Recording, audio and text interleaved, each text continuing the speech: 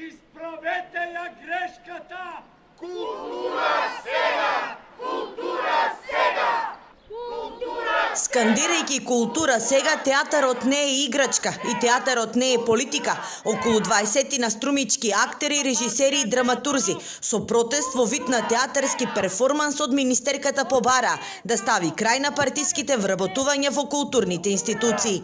Не отстапуваат од своето барање да се поништи конкурсот за директор, односно од челната позиција на Центарот за култура да се отповика новоназначениот директор, наставникот по физичка култура и поранешен директор на Градинка Васил Бубев.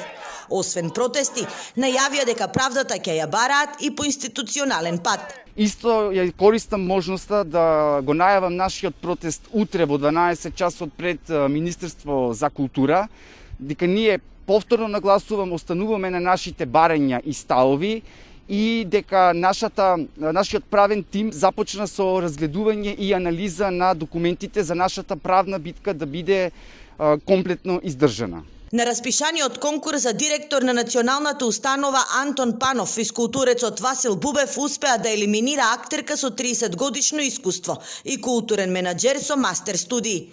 Од Министерството за култура кажа дека Бубев единствено бил со целосна документација, додека останатите двајца кандидати немале доказ за истакнат културен работник и сертификат за англиски јазик.